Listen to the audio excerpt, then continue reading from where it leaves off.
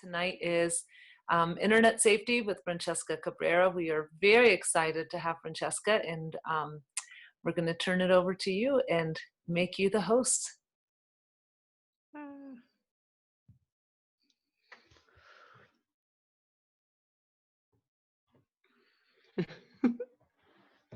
Okay, can everybody hear me? Great. Thank you. So as Berta was saying, my name is Francesca, and I am presenting tonight with Matthew. Can you say hi? Hi. Hey, Matthew. Matthew's a little bit camera shy. So where's the camera? Like, I can't see like ourselves. Yeah, we're not. We're presenting. But wait, can I like see like? It's so I can like. So move this it. is a picture of Matthew.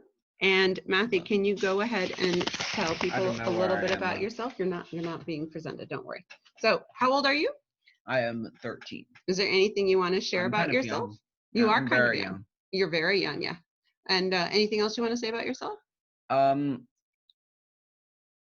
My favorite hobby, well, obviously, almost every teenager, playing video games. Playing video games. And anything else you want to share about yourself?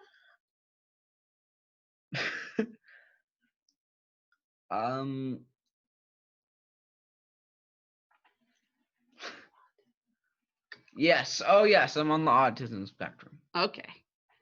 We talked about how he was going to share that, what he wanted to say, and he decided he wanted to be on the autism spectrum. So, okay, there we are. I was like really worried. Okay. Okay. So now I can see. You can see yourself. Is that okay? All right. So I have another child. Julian is 6, and because his brother is so internet and technologically savvy, we have had to take a lot of precautions from the very beginning to make sure that Matthew and Julian are safe. Because Julian sees everything his brother does and very quickly figures out how to do it himself, even though he's still learning to read and write. So Matthew, I'm going to start out asking you some questions, or do you want to ask them to me first? I think you should start. Okay. Matthew, why is internet safety important to you? Oh wait. Aren't you like? Why is internet safety important to you, Matthew? Oh, okay. So internet safety is important to me because there might be some strange stuff on the internet that I don't like that pops up that's disturbing, you know? So internet safety protects you? Yeah. Okay. Here's the next question. From that kind of stuff. Why are you taking the time to meet with all these parents to talk about this? Because I have faced this experience before. Mm-hmm. And like I have like faced like an experience where, you know. Yeah, you see inappropriate stuff and you want to know what to do. And do you think it's important for them to hear what someone like you thinks about it? Yeah. Like a teenager, right? And how do you use internet safety? What are some things you do to stay safe on the internet?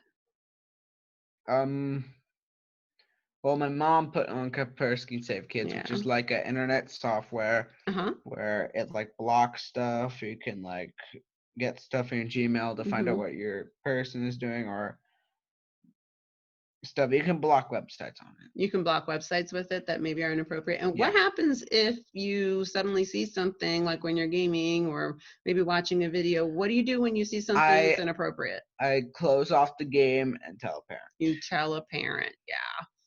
I go to school, so I know how it's like. I know this isn't something that we're gonna like to hear, but do you like all the safety and security we have on the internet? To be honest, I do not. I know you do not. I'm sorry, but you know why we do it. Now it's your turn. You get to ask me.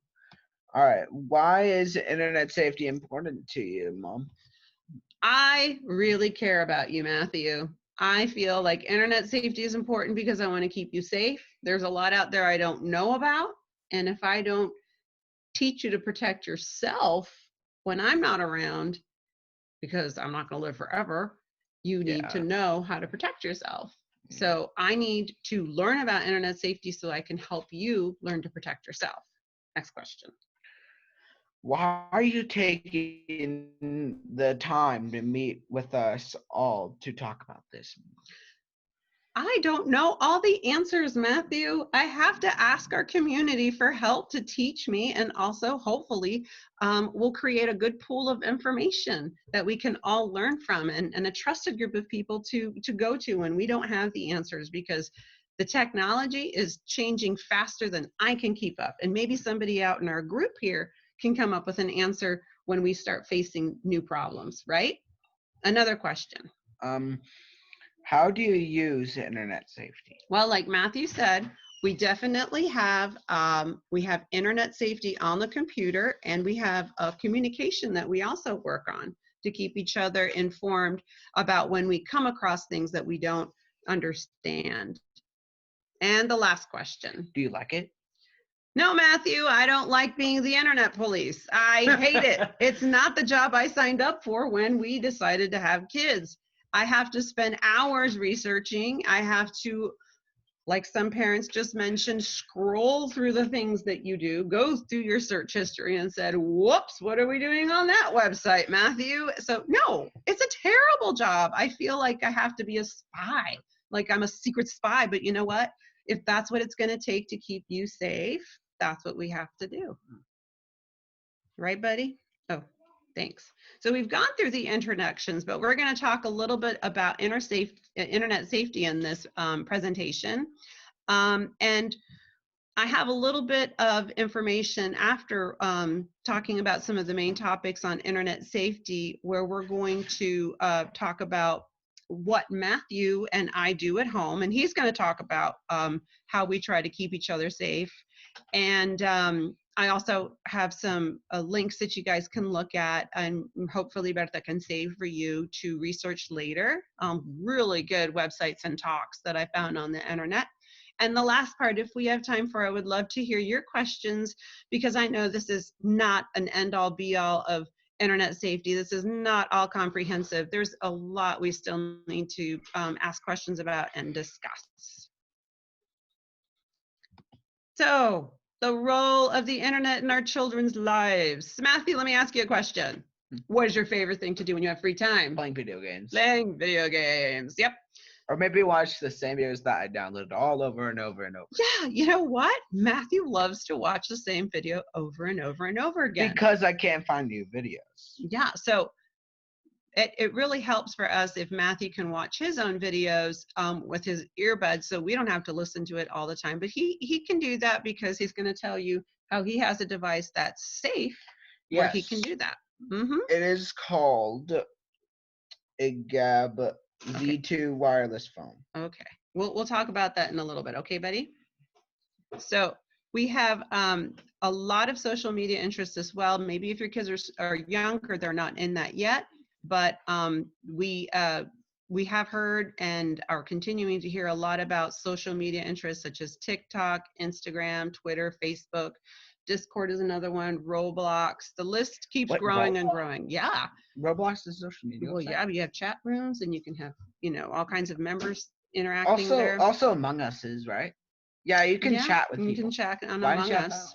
I left a comma there because the list is going to keep going. You should have wrote et cetera, et cetera, et cetera. Perhaps, yes. So there's also texting and instant messaging, social networking applications, online gaming, and a lot of kids are using the digital cameras to share information and connect with friends. And especially now during the days of the pandemic, with the lack of structure and routine, we're having some kids online for a lot longer than they ever were. We've already talked about that. I've done it.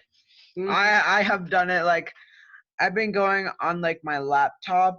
Like, my mom before my mom put a password on my laptop to keep me safe, like to not go on it all night. I actually went on my laptop all night and like played video games for the whole night. Started at like, I don't know, like 12 o'clock and ended at like 7 a.m., which was kind of really bad. Yeah, well, we learned about that, and it was without a password. Yeah, we and I had like Kaspersky to not go now we have a lot of encryption, which helps keep those things monitored, and helps Matthew also, because we realize he's just not quite ready to control that. So if our mental health is more compromised because of the isolation and loneliness, this can also exacerbate our sense of vulnerability. And although Matthew was not involved in chat rooms because he was not, those things weren't enabled in the apps that he was using, some kids don't have that controlled. So they're going into chat rooms and talking to strangers because they are feeling more isolated and lonely. So if your kids have any kind of tablets, phones, and they have any one of these apps on them, guess what? These can potentially put them in contact with people they don't know. Yeah, this is why I said that was out of date. Unfortunately, Matthew told me that some of the pictures of apps that I have here are out of date. I didn't know that. Snapchat and Instagram. Okay. Some of these I've never used myself, but these are popular with kids as young as 9. Text Plus is popular. I guess that's what I found out. So this is a rule that I think is a really good one. These are 5 things that your child should know about anybody that they're chatting with. They should know the first name, the last name, the telephone number, address, and where they go to school. If they don't have all that information, they could very well be a liar online. And I think that's a good, if you don't know those 5 things about the person that you're communicating with, you don't know who you're talking to. So make sure that whoever they're chatting with, or we actually try and play games just with people that we actually know. Yeah, like my family. I was playing Among Us with my family. And he has a couple of friends that he connects with to chat with. Some of the newest online threats, and there could be more to add to this, are cyberbullying, internet predators, cell phone applications. Sextortion has been a big one, which is an extension of the sexting that starts happening with teenagers. Sometimes even younger kids get manipulated into doing that. So some of the hard and scary things that are going on. Whoops, Matthew, I just went backwards. Thanks. This is kind of a cycle that I like talking about. Is the very first thing you need to do with your kids before you even give them access to technology that has access to the internet is having the technology talk with your kids. So going over those 5 main points that they have to know about communicating with people online. They don't know those 5 things about them. They shouldn't be talking with them. And then if you are going to allow them to have access to the internet, they should have a golden ticket, which is a rule to their communication. This is something that I'll talk a little bit more about, but basically, if they come to you about a concern that they have regarding a communication that has happened or something they've seen, they shouldn't automatically get grounded because they did something that maybe bent your rules. They should have an opportunity to communicate openly with you so that you can protect them, know that they're safe with you. We do this a lot at home, which is when we are on any kind of device that has access to the internet, they're in an open space where we can see what they're doing. We supervise it. If there is interaction going on the internet, such as gaming, we watch them. We're watching what they're doing and who they're talking to and what's going on in the chat. And sometimes I see things in the chat. Sometimes Matthew sees things in the chat. He's like, "Shit, I'm getting out of here. These people are crazy," Yeah, like swearing. Talking smack. And he's like, "Goodbye." Because it happens. There's a whole bunch of crazy stuff going on in those chats for the gaming platforms that he's on. And finally, this is probably the funniest one, but it's a good one. Whenever there's an opportunity to talk about what happens online, we just dive right in. And I'll just warn you ahead of time. It could happen when you're driving down the street in downtown and Matthew will just drop the bomb and be like, "So I saw this online." And, you want to like screech to a halt. But talk about it. Whenever you hear about it, try not to say, "Oh, can we talk about this later?" Just try to address it while you can. And I know with some of the neurologies of our kids, this could happen at very unexpected times, but let it try to make it a priority as much as possible that you talk about it. Like, wow, that is so important. We need to talk about this. I'm so glad you mentioned that to me. I just have to finish getting dressed now that I just jumped out of the shower. So sometimes it happens at an unexpected time, just saying, but just give it a lot of importance and let them know that you're so excited and happy that they're talking to you about this, because having this open web of communication is really critical. Cyberbullying is a big one. We've seen this. Yes, I've seen it in Roblox. We've seen it in Roblox, he said, and he's also seen movies about it. It's never happened to him personally, but it occurs when a child or teen is embarrassed, humiliated, harassed, tormented, or otherwise targeted by another person in person or using the internet or other form of digital communication. There's a lot of other information about this online, particularly if it becomes very aggressive, and the steps that you need to take if legal action needs to be taken. But be aware of it. It's very real. Use your strong parental instincts. If you see your child starts to act differently, that, there could be something going on. This is the golden ticket information. So many parents take away the devices of their children as a form of discipline. And although I don't think that, it's definitely something we purchased for them. So we obviously, it's something that belongs to us, at least in our house. We do take it away sometimes. But if it's a situation where there's a communication issue and they've received some communication that they're uncomfortable with, not grounding them right away because they have decided to talk to them is giving them that golden ticket. It's like, okay, you come to me because something is not right and I need to keep you safe. So it is important that they know that we're responsible for them. And I know some of you were just mentioning in the introductions that you feel bad that you're spying. You know what? If they're teens and they're not legally adults yet, we're still buying everything for them. And there really is no such thing as privacy when it comes to the internet with kids, because their priority is their safety, and we have to do everything we can to protect their well-being. And it's getting harder and harder to fight this battle every day. So have the technology talk with your kids. Try not to threaten them into compliance. Why? Well, because right now, sitting at their computers, I know this sounds horrible, but there are millions probably of predators all over the world going to where the kids are. And they are counting on the fact that these kids are being threatened into compliance with their devices. So they try to create that wedge between parents and children. So if you don't have that trust and rapport with your child, threatening them into compliance is just going to make them want to side with another person or situation that's going to be favorable to them doing that communication. This is probably the strongest one I would try to emphasize, is don't allow your children to keep their devices in their rooms. At nighttime, your bedroom is for sleeping.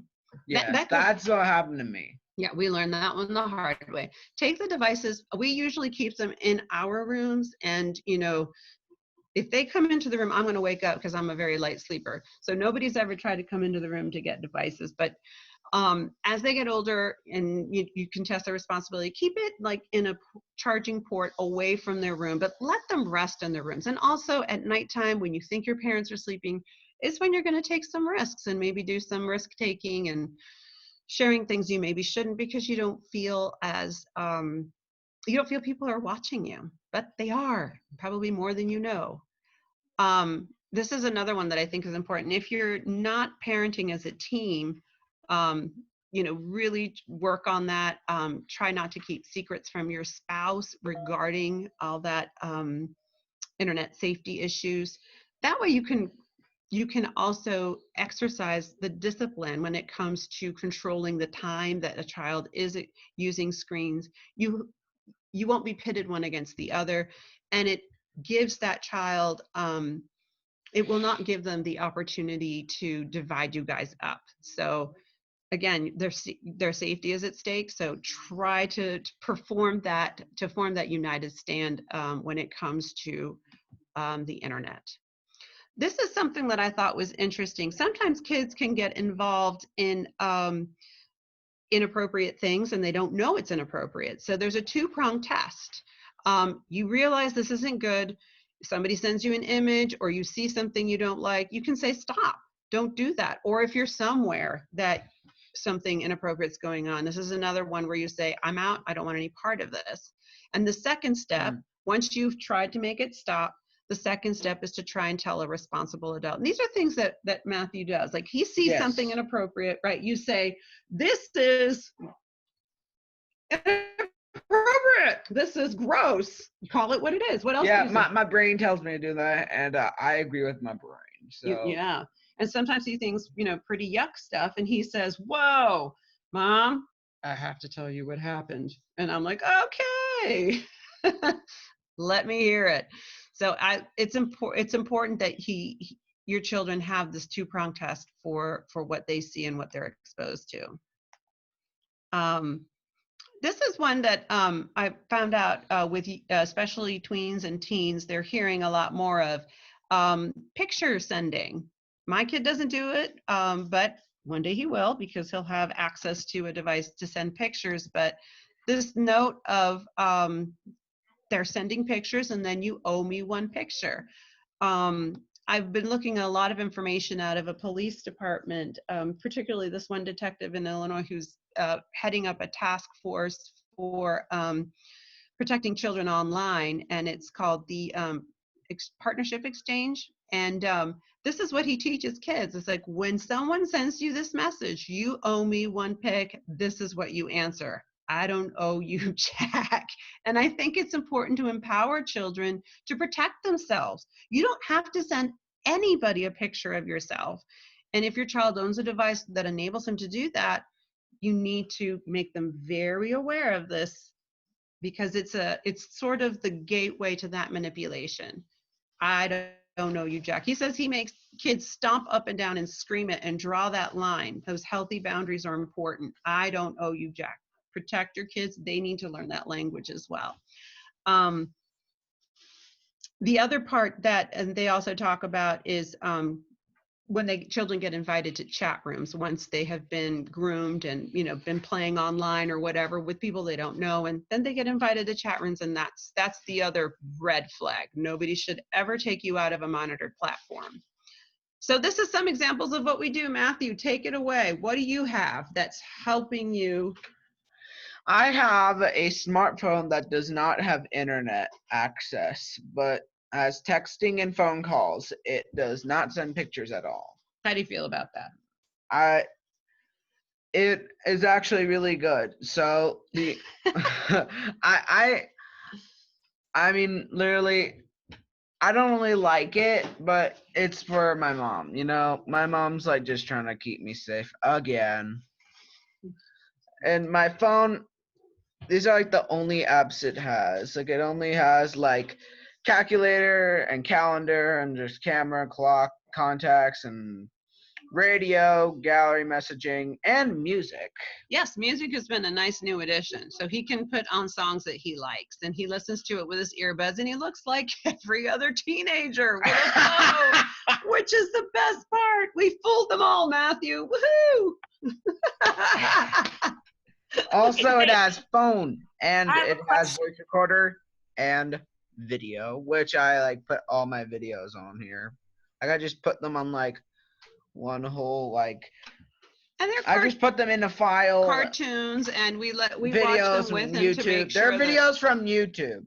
And when he downloads YouTube videos to put on the phone, we watch together what he's getting on there to make sure it's not something that we don't want him repeating. He also has, talk about your laptop. So my laptop has full access to the internet, but now it's just encrypted and only it can do gaming. And do you game all day? No, I have like specific times I can game. So we've already talked about this. We talk about when you see things, how you react to them. We talk about how he might react to things that he sees. We talk about it. So that's important that we have that open discussion all the time. What about your Chromebook, Matthew? School Chromebooks do not stay in my house, in my room, because, well, sometimes I might go on it because it has internet. Yeah. So we make sure that So that's not a temptation. And we do allow our kids to play on our devices, which are encrypted with a time schedule and supervision. Yeah, I do have Minecraft on there. iPhone. Again, nobody's going into chats though. It's just to play. Usually they try and play together. And we play games with our kids too. We play online games. It's fun. Play with your kids if you can. Internet is a great way for them to teach you stuff, internet games, what they like, why they like it. One of the best things that happens this Thanksgiving is that Matthew got to play an online game with our family. Everybody had their device and we were playing and laughing our heads off. And it was great and it was safe. And he got to show us how good he is at it. So if you have devices, please work on making them safer. Adjust your privacy settings, like on your social media, so that if your child has a social media account, he's not sharing things with everybody, including strangers, that it's only with friends. Check the information that's viewable by the public. Like if you have a Google account, make sure that if your child is using your Google account, for example, that they're not getting solicited because they look like children. Research internet safety apps, which ones might work for your family. I'm going to leave that open. There's a lot out there, but Matthew is going to talk about the app that we use. What app do we use, Matthew? We use Kaspersky Safe Kids. Now, this is a pretty stringent app.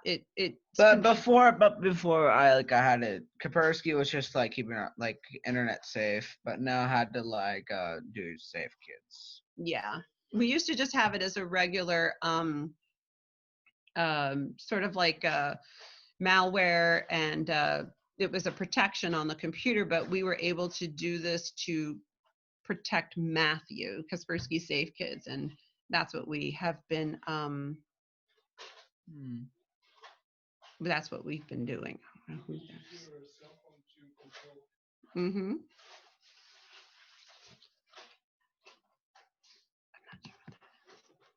So start the conversation with your kids. Would you show me some of how some of your favorite games are played? Could we play together? How do you respond if someone bothers you while you're gaming? How much do you let people know about you while you're gaming? What kinds of people do you game with? Do you feel safe while you're gaming online? And have that conversation frequently and often. So here are some examples of resources that can inform us about internet safety. Who's that? The St. Gerard House. Matthew took an internet safety class a while back, and I did? Yes, you probably don't remember. But because the internet's been a big part of our life, he's been doing a lot of education, and the Connect class was great. It unfortunately didn't fulfill his dream of having unlimited internet access at all times of the day, which he thought was going to happen when he got his certificate. But it was it was a good starting point. I was young there, really young. You were young, yes. And the best part I really like is the internet safety pledge. Your kids can really look at something, you can pin it and have it as a visual reminder of what they share, what they don't share, and other activities that they need to restrain if they're going to be online. We communicate a great deal with Matthew's teachers about what he's doing at school on the computer. And sometimes the teacher let us know, hey, he's doing this. I think you guys might want to know. Love that the extended family lets us know what's going on. And I also have some resources that they passed on to me at the end of the presentation. The law enforcement actually put on a fabulous presentation at Matthew's school. And one of the biggest takeaways for me was anything that has a live feed can potentially access your child's location. So law enforcement is an incredibly good resource for finding out, unfortunately, how perilous the internet can be, but again, what precautions you need to take.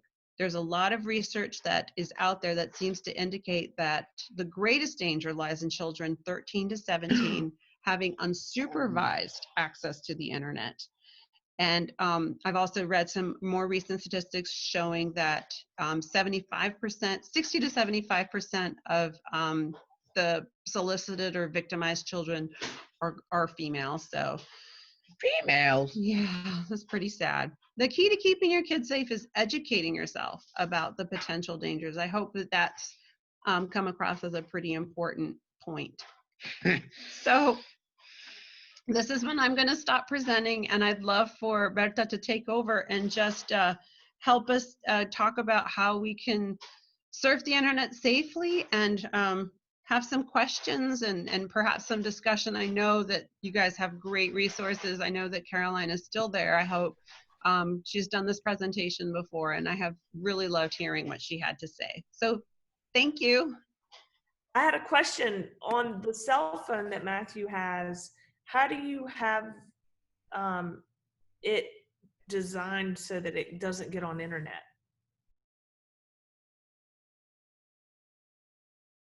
It is designed not to access the internet. So in the beginning, it was very difficult for him because he couldn't even put music on it, and it had very low memory.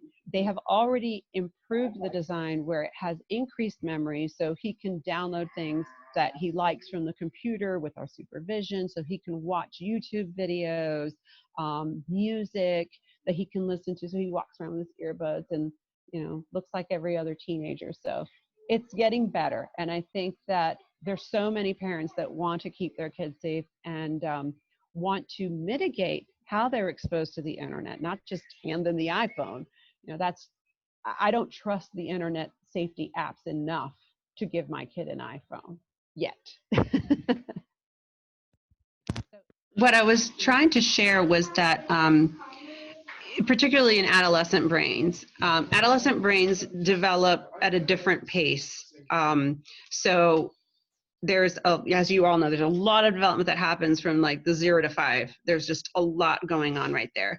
And then as adolescents develop their brains, the part known as, I think, the limbic system that helps us deal with risk taking and understanding of danger and trying to make those decisions isn't completely developed yet. And when you are put into a situation, for example, where somebody requests a picture of you, you may not be able to say, whoa, that's not right. I can't do that. Now, I mean, as an adult, you look and say, no way, you know, that's total. But a teenager doesn't have that part of their brain developed. It's kind of the same mentality as, excuse me, you got loud in here, same mentality of jumping on that roller coaster. You know, I mean, right now, it doesn't appeal to me at all. I'm like, oh no, my stomach's going to hurt. But when you're young, so whoa, let's do it. Let's run. Yeah. You know, the risk taking, I mean, the adrenaline kick that you get from that as well comes because you're not fully developed in your brain. And then as you grow older, your brain develops and you look at those things and you rationalize and you're like, no, it's going to hurt, you know?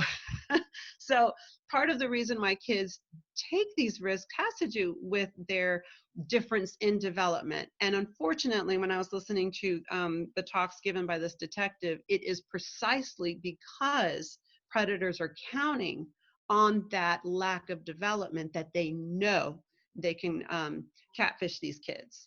And catfishing is the term that they use when they act as someone else that's not who they are to trick these children into trusting them.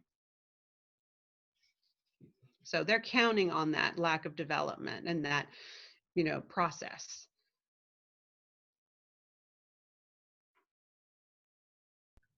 It's scary. Yeah. I think my daughter, when she was 13, maybe 12,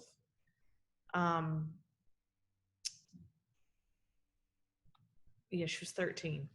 She had an iPod Touch. So it wasn't a phone, but she could do messaging, and she had Instagram on there. And I didn't even know that she knew what it was. And somebody catfished her saying that they were Justin Bieber, and she believed them. And then they had this whole exchange going on back and forth about who it was. And the person was really, I had somebody track them back, and they were like a 13-year-old kid in Dallas, Texas. And they were just kind of messing with her. Like they weren't going to go further. They weren't going to try to lure her. They were just messing with her. But she 100% believed it. And she was so mad at me that I burst her bubble and told her that it was not Justin Bieber. And then she's like, yes, it is. Look, she's so black and white. And then I think when it sunk in what had happened, and then it was this kid, and I took away her device, and it was a month later. I had the device for a month. I said, you can have your device back. She goes, no, I don't want it. I'm not ready for it. Like, she knew that it was such a terrible thing that had happened. And she just was like, I'm not ready for that. And she ended up getting it back, eventually, but it was a huge lesson, and it was a big scare for us. I think if it's all right, I know this is probably a little uncomfortable subject for some people, but and I have Matthew's permission to speak about it, but I have a boy, and so when alluring images appear on a screen, he's immediately going to look at it. And so we have definitely had the big porn talk. What is it? How do we avoid it? What do you do when you see it? And so we're very open about that. We know that they're trying to hook them because that's where they get their money from. So whenever he sees something, he comes straight to me and says, that's porn. We've actually read a book that says the first thing you do is say, that's porn. And the second thing you do is tell a responsible adult. And then we talk about, like, because we talk about what it does to his brain.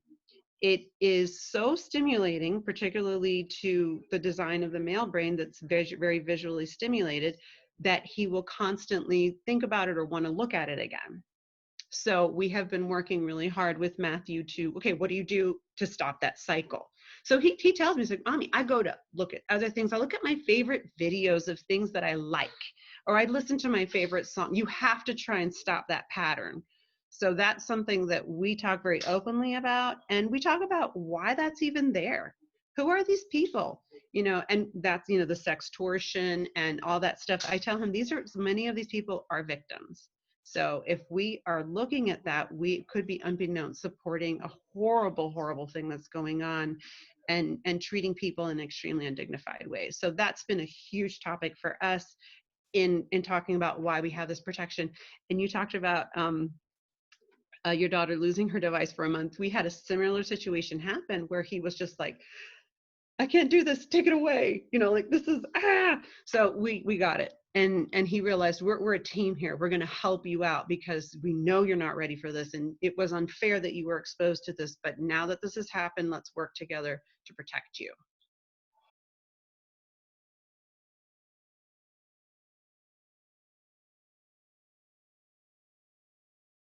Now, I wish the answer to that question could be, yeah, I've vetted all of the internet software available.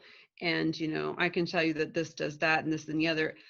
We did our research and we chose the one that was the highest rated. But unfortunately, even with we tried to put protections on it so that he could access certain things like, Google searches.